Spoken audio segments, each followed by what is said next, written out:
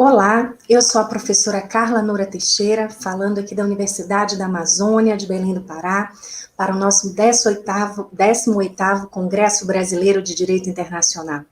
Quero agradecer muito a presença de todos que nos acompanham nesses dias de congresso, em especial ao grande líder e organizador, querido professor Wagner Menezes. Em especial, nunca me furto em repetir a homenagem que é feita por este congresso ao grande mestre, professor, doutor Cláudio Finkelstein. Recebemos hoje a professora doutora Denise Neves Abade. Seja bem-vinda, professora da Universidade Presbiteriana Mackenzie, procuradora regional da República, que vai tratar o tema desigualdade e situação prisional à luz dos direitos humanos, análise do caso brasileiro. Professora doutora Denise, seja bem-vinda e a fala é toda sua. Obrigada, boa tarde a todas e todos. É um imenso prazer estar aqui mais uma vez no Congresso Brasileiro de Direito Internacional, sem dúvida, um dos maiores e principais eventos jurídicos do Brasil, que atrai profissionais, estudantes, juristas de todo o país, né?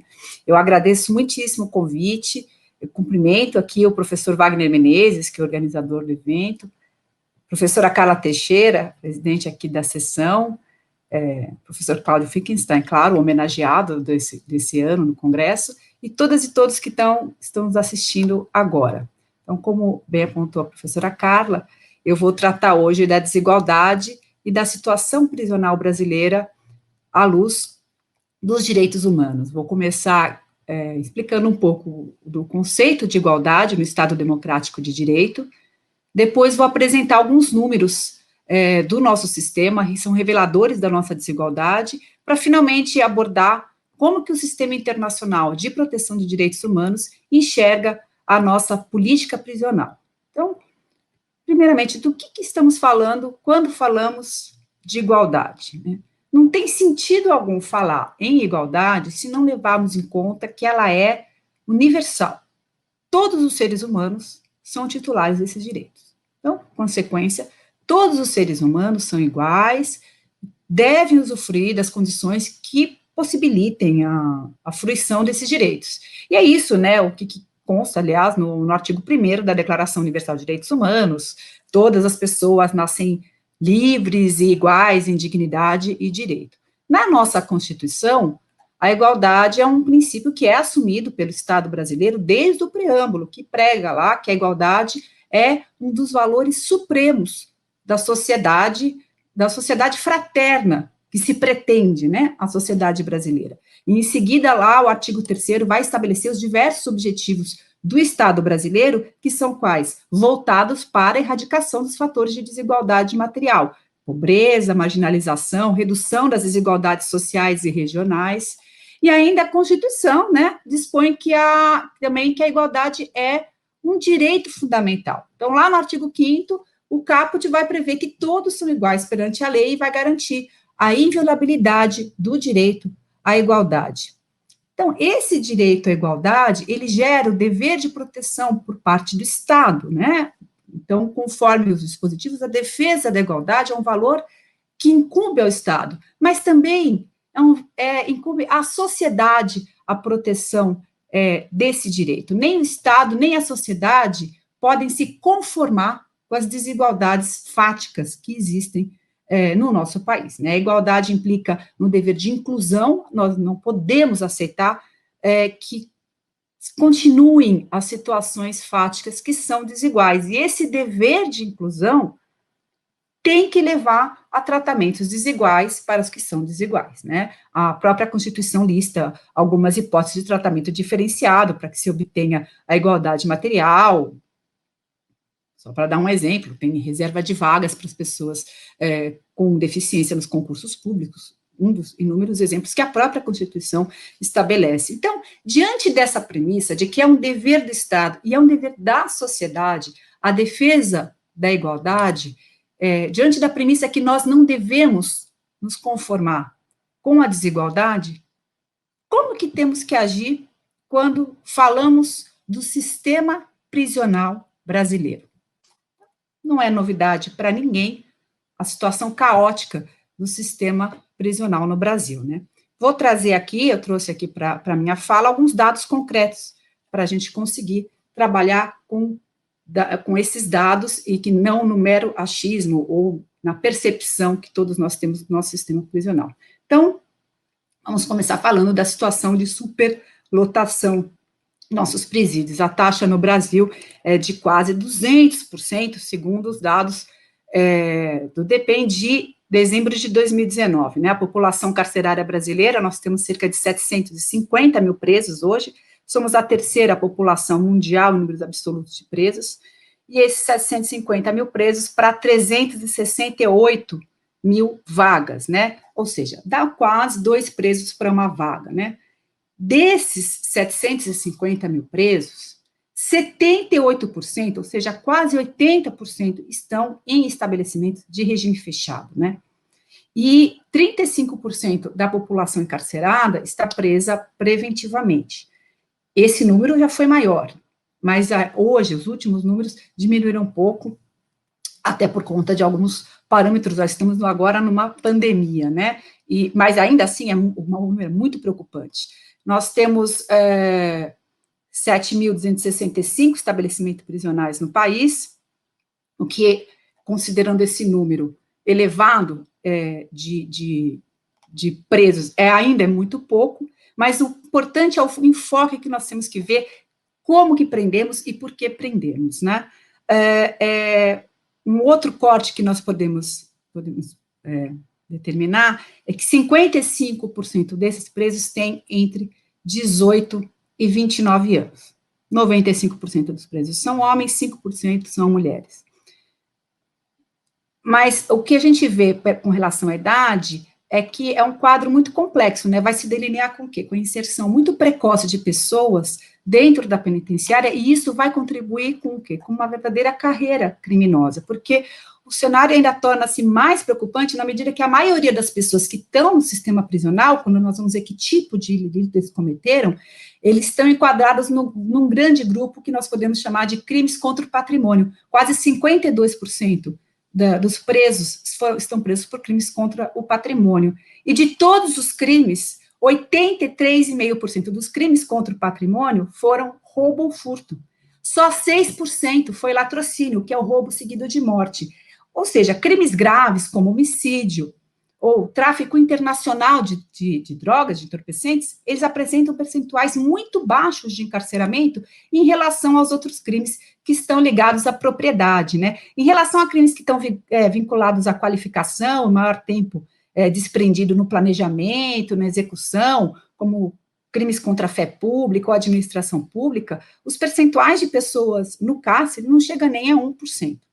As prisões, portanto, elas não estão repletas de criminosos perigosos, de criminosos violentos, mas de condenados por negócios com droga, furto, roubo, ou seja, condenados caracterizados por crimes não violentos.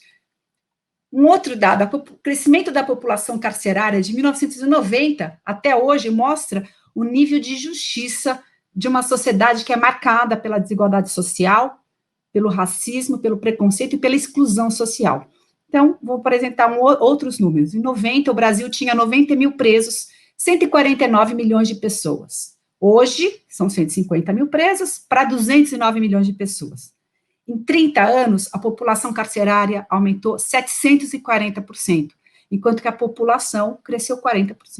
O crescimento da população carcerária não resultou, como nós sabemos, em redução da violência no nosso país, e só mostra que a política de segurança pública não pode se resumir a um encarceramento, né, aprisionar pessoas, enquanto que a população negra, um outro dado mostrando a desigualdade dos nossos cárceres, né, enquanto a população negra apresenta 53%, no Brasil, 53% das pessoas se autodeclaram negras ou pardas, nos presídios, a 64%. Se nós falamos da região sudeste, a situação é mais grave, porque 72% dos presos na região sudeste são negros.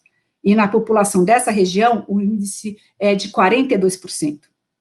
Então, o que nós estamos observando? Mais um retrato de justiça social com marca de racismo, né? Se fizermos um outro recorte interseccional, mas dessa vez de gênero, a desigualdade é ainda mais aberrante. Em 2019, há um estudo muito interessante do Instituto Terra, Trabalho e Cidadania, um relatório que chama Mulheres na Prisão, que revela a seletividade do sistema carcerário brasileiro também com relação às mulheres. Então, nesse caso, 68% das mulheres no sistema prisional são negras, contra 55% da estatística oficial. Das que foram presas em flagrante, quase 40% foram por furto e cerca de 36% por tráfico de drogas. Então, nós temos 76% das mulheres presas em flagrante por crimes sem violência. Vou constatar que esse tráfico de drogas não é o tráfico internacional de entorpecentes, né, é o tráfico interno. E, claro, as organizações criminosas, elas reproduzem os estándares da sociedade. Então, na pirâmide hierárquica das organizações ligadas no tráfico, as mulheres geralmente estão na base. Então, o que incube as mulheres? Manufatura de embalagem, até porque enquanto elas estão manufaturando as embalagens para os entorpecentes, elas podem olhar os filhos, elas vão servir de mula, outros serviços são considerados menores nessa pirâmide hierárquica do tráfico.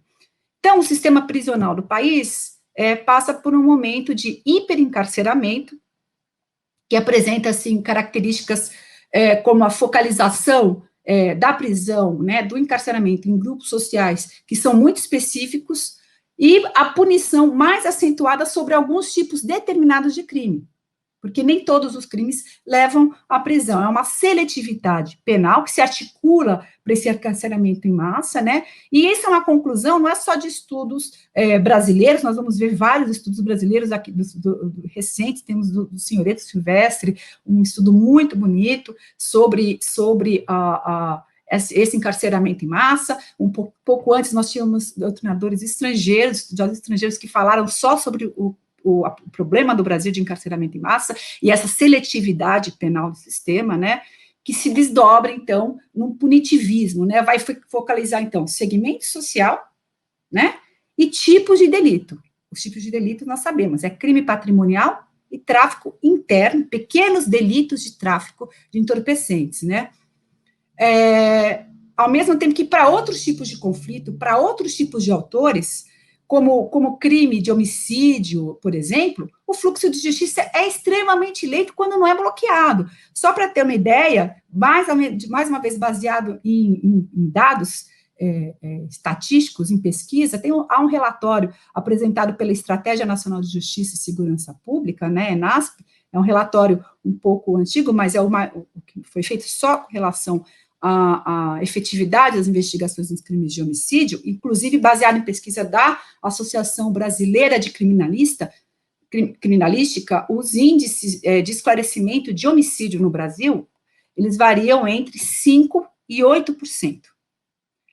Vamos comparar? Esse percentual é de 65% nos Estados Unidos, na França é de 80%, no Reino Unido de 90%. Então, veja como que funciona o nosso sistema de investigação, que vai redundar depois nas prisões. Então, diferentemente do que o imaginário popular, nesses tempos, né, de ódio, de intransigência, possa pensar, o encarceramento em massa está se mostrando uma medida inócua quando o assunto é garantir segurança pública e paz social.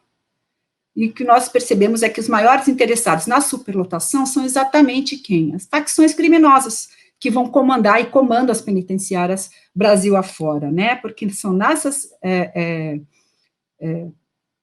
penitenciárias, né, nessa situação que acontece o maior reduto de recrutamento de novos agentes para novos crimes. Infelizmente, essa é a situação. E essa situação brasileira, lamentável, caótica, foi constatada pelo plenário do Supremo Tribunal Federal, na famosa DPF 347, né, para quem não acompanhou o assunto, o plenário em 2015 concluiu o julgamento de uma medida cautelar nessa arguição de descumprimento de preceito fundamental, em que foi discutida a configuração do chamado estado de coisas inconstitucional, em respeito ao quê? Ao sistema penitenciário brasileiro. Então, para além desses fatores desiguais, nessa ação, afirma-se, então, que está configurado esse termo, né, o estado de coisas inconstitucional, é um termo designado pela Corte Constitucional da Colômbia, né, começou lá e nós trouxemos para cá, para o Brasil, e a situação constatada, né, pelo plenário do Supremo foi a seguinte: há uma violação generalizada, sistêmica de direitos fundamentais, há uma inércia, uma incapacidade reiterada e persistente das autoridades públicas em modificar a conjuntura, transgressões que exigem a atuação não só de um órgão, né, mas de uma pluralidade de autoridades. O plenário também anotou que no sistema prisional brasileiro ocorreria uma violação generalizada dos direitos fundamentais dos presos, no tocante à dignidade, à rigidez física, à integridade psíquica desses presos, né, e constataram que as penas que eles acabam cumprindo nos presídios são cruéis e desumanas, né. Então, nesse contexto, eles constataram também que vários dispositivos constitucionais, enumeraram vários deles, começando lá pelo artigo 1º, inciso 3, que fala que a dignidade humana é fundamento do Estado democrático de direito que se pretende o Brasil, e mais todos os incisos do artigo 5º que referem às garantias fundamentais do preso.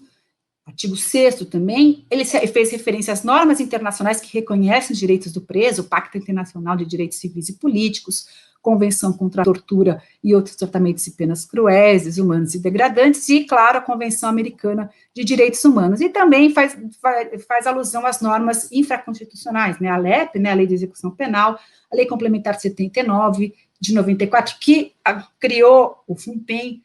Todo esse quadro normativo, segundo o Supremo, foi transgredido, está sendo transgredido na situação prisional brasileira. Em relação ao FUPEM, é interessante falar que o Supremo constatou que os recursos estão sendo contingenciados pela União, né, o fundo prisional, e isso impede o quê? Formulação de novas políticas públicas para melhorar o sistema, inclusive para a implementação de penas alternativas a pena de prisão, né, e isso impede e contribui para o agravamento desse quadro caótico e lamentável, né. A própria decisão do Supremo, ela constata que essa violação de direitos fundamentais dos presos repercute além das situações subjetivas, porque vai produzir mais violência contra a própria sociedade, porque os cárceres brasileiros não servem à ressocialização dos presos, mas, além de tudo, fomentam o aumento da criminalidade, porque eles transformam jovens, como a gente viu nas estatísticas, que chegam no sistema prisional por crimes não violentos. Eles, uma vez que chegam no sistema prisional, eles se transformam em monstros do crime, né, porque daí eles vão ser, claro, aliciados para as grandes organizações criminosas aí, sim, que comandam as penitenciárias, e isso ainda não foi controlado pelo Estado brasileiro. Já tem ramificações fora do Brasil, dessas organizações criminosas, inclusive do PCC, já existe ramificação fora do Brasil. Então, são organizações que estão se mostrando cada vez mais poderosas, aliciando esses novos membros, jovens, que não cometeram crimes violentos, e as taxas de reincidência, e mais, não só reincidência para crimes ainda mais graves são muito grandes. Então, não só eles reincidem, como eles voltam para o sistema, aí sim, cometendo crimes mais graves. E claro que essa situação dos cárceres brasileiros não passa despercebida pelos tribunais internacionais de proteção de direitos humanos, né? Ela é notória, já gerou vários casos contra o Brasil no sistema interamericano de direitos humanos, e a gente, como a gente vê em diversas medidas provisórias que foram adotadas pela Corte Interamericana de Direitos Humanos, né, pela comissão, exigindo que o Estado cumpra os direitos básicos do preso, direito à vida, integridade pessoal, segurança, saúde e vários outros. Então, não se trata de uma violação de direitos de um determinado preso ou da negligência de um Estado da Federação no seu sistema prisional. É um quadro generalizado, é um quadro que é longevo, de violações de direitos, que até agora está se mostrando imune à mudança, sabe, por uma constante ineficiência, por ação ou por omissão dos agentes políticos eleitos de diferentes partidos e também de diferentes instâncias de poderes e de níveis da federação. Não é só a União que está cometendo essas violações contra os direitos dos presos, mas também os estados federados também. Não é só o poder executivo, mas o legislativo e o judiciário também. ela vulnera toda a Constituição, como eu falei, os tratados de direitos humanos, Pacto Internacional de Direitos Civis e Políticos, Convenção contra a Tortura, a Convenção Americana, mas também diplomas de soft law, como as regras mínimas das Nações Unidas para tratamento de recursos, né, as regras de Nelson Mandela, né. E só para fazer assim, um resumo dos casos que estiveram na Corte Interamericana, no sistema interamericano, né, especificamente em que o Brasil figurou como polo passivo, falando no nosso regime prisional, só nesse caso nós temos 8 casos. O primeiro deles foi o caso da penitenciária de Urso Branco, né, de Rondônia. Ele foi submetido à corte em 6 de junho de 2002, graves violações de direitos humanos, condições sanitárias péssimas, violência, tortura, maus tratos com relação aos presos. O segundo caso foi o caso das crianças e adolescentes privados de liberdade no complexo do Tatuapé, a antiga FEBEM de São Paulo, e daí, nesse caso, já é um caso também de maus tratos, mas com relação a essas crianças que eram sujeitas a essa medida socioeducativa. Posteriormente, houve esse caso da FEBEM, ele foi submetido à corte em outubro de 2005. Houve o caso das pessoas, no caso da penitenciária Sebastião Martins Silveira, de São Paulo também, que foi em julho de 2006. Tivemos o caso da Unidade de Internação Socioeducativa do Espírito Santo, em 2010, condições terríveis, inclusive havia dentro dessa unidade, eu cheguei a fazer uma visita em loco também, nessa unidade, solitária para crianças de 12 anos de idade. Houve rebelião, e os padrões, não havia o padrão mínimo de proteção de direitos, quando se refere a crianças e adolescentes. Outro caso também, que foi para o sistema interamericano, do complexo penitenciário de Curado, esse daí foi em 2014, em março de 2014, depois teve o caso de Pedrinhas, né, assassinatos, militarização da penitenciária, além das más condições, sempre a mesma tecla, né, no caso de Pedrinhas foi em 2014, setembro de 2014, depois teve aquele Plácido de Sá Carvalho, que foi em 2013, mas as resoluções continuam, depois, foi anterior, desculpa, a esse. E por fim, o caso de Curado, né, da Internação Socioeducativa de Curado. Só para já ir fechando aqui, com relação à Covid, é importante falar que essas desigualdades aumentam também quando a gente fala da pandemia e a prisão. Entre maio e julho, o número de mortes aumentou quase 300%, e o número de casos confirmados, 2.237%, lembrando que a capacidade de diagnosticar doença no ambiente prisional é complexa, porque a estrutura de acesso à saúde é muito precária. Segundo o CNMP, 31% das prisões não possuem nenhum tipo de cobertura de saúde, então esses dados, obviamente, são subnotificados. Teve aquela resolução do CNJ para evitar contaminação em massa, então recomenda que não continuem as prisões cautelares, a não ser que seja crimes violentos, grave ameaça, né, latrocínios, e para também soltar as pessoas que estejam em grupos de risco. Mas essa resolução, como muitas das outras, acabou. Eu tenho um estudo do jornal O Globo, que mostrou que mais de 51% dos presos nessas condições continuavam presos mesmo, né? Infelizmente, essa resolução não estava sendo respeitada e não está sendo respeitada ainda por todos os membros do judiciário. E essa situação também acaba atrapalhando, inclusive, a cooperação jurídica internacional com o Brasil, né? Então, por exemplo, no caso dos países europeus, a Corte Europeia de Direitos Humanos, ela consolidou desde os anos 90 a chamada proteção indireta, ou proteção por ricochete de direitos fundamentais, que é a exigência de que direitos que estão previstos na Convenção Europeia sejam observados pelos Estados terceiros ao receber pessoas que estavam sob a jurisdição de algum Estado europeu contratante dessa convenção, né?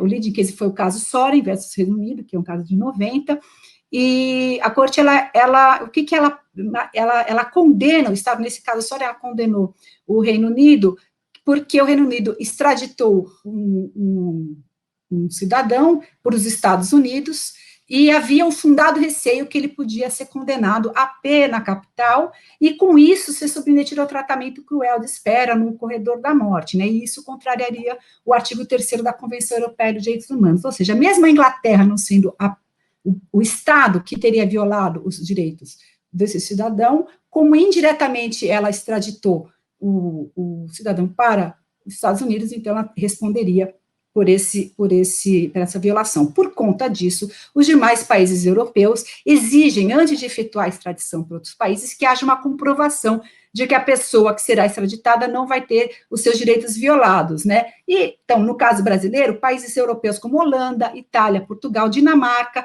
têm decidido não extraditar, porque eles não querem ser condenados pelo Sistema Europeu de Proteção de Direitos Humanos. Então, para concluir, né, o Sistema Internacional de Proteção de Direitos Humanos tem reiterado o dever do Estado brasileiro garantir as devidas condições de detenção, de prestar serviço à saúde e população carcerária, em conformidade às normas internacionais sobre o assunto, considerando o descaso do Estado brasileiro em proteger vidas e respeito aos direitos do preso, direito de saúde, acesso à justiça, acesso às instâncias internacionais, acaba sendo como buscar alternativas nessa jurisdição internacional, acaba sendo uma das grandes saídas para tentar mudar essa situação caótica, né, e a gente tem que tentar fazer valer o papel preventivo da jurisdição internacional, pelo qual as demandas apreciadas vão ser solucionadas justamente pelo seu impacto, né, estrutural, que pode vir a levar reformas internas, né, impedindo, assim, quem sabe, novas violações, né, e o papel da reparação também, os juízes internacionais têm que fixar a obrigação de reparação determinadas, e zelando pelo universalismo concreto dos direitos humanos. Eu queria agradecer, falei muito rápido aqui, mas queria agradecer a todos, muito obrigada. Professora, doutora Denise Neves Abad, é um prazer lhe ouvir, ficaríamos aqui vindo todo o seu percurso, desde o direito à igualdade como princípio e trazendo aí as obrigações tanto para o Estado como a sociedade, toda a construção, o panorama necessário de dados, de relatórios sobre a situação do cárcere no Brasil, e em especial todo esse passeio sobre a atuação das cortes internacionais, em especial o sistema interamericano, alcançando aí, né, várias denúncias e processos que assim alcançaram o sistema interamericano, trazendo aí condenações. Aqui no nosso chat nós temos um minutinho mesmo, só para um breve comentário, né, porque nós temos aí nosso horário, e aí uma das perguntas é sobre a impossibilidade do exercício de direito ao voto pelos presos provisórios. Seria uma inconvencionalidade por omissão? Se sim, o que poderia ser feito para sanar dita violação aos direitos humanos? Essa pergunta é do professor Tiago Oliveira Moreira. Então, o professor Tiago faz essa pergunta. Por favor, professora Denise. O microfone para a senhora abrir, por gentileza. Obrigada, professor Tiago, pela pergunta. Vou responder com pouco tempo que me resta. Sim, eu entendo que ela viola a Convenção Americana de Direitos Humanos, e há, sim, o que se pode fazer, o próprio Ministério Público Eleitoral, o Ministério Público Federal, vem tomando medidas com relação ao voto dos presos, inclusive ao voto dos presos provisórios, né? Então, há medidas, sim, que o próprio Ministério Público vem tomando com relação a essa determinação que eu entendo que fere a Convenção Americana de Direitos Humanos e fere também a própria estrutura lógica, né, constitucional brasileira também. Muito bem, professora Denise, eu agradeço demais a possibilidade de lhe ouvir aqui nessa tarde.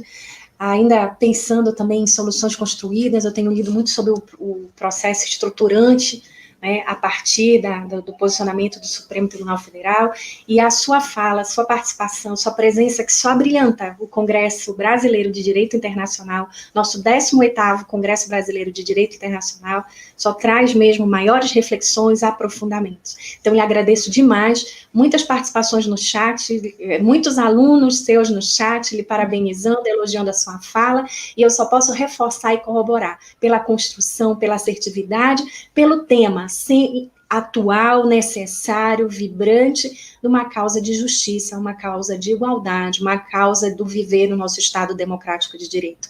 Muito obrigada, professora Denise, e a todos que nos acompanham. Nosso congresso segue com os outros painéis e as outras palestras.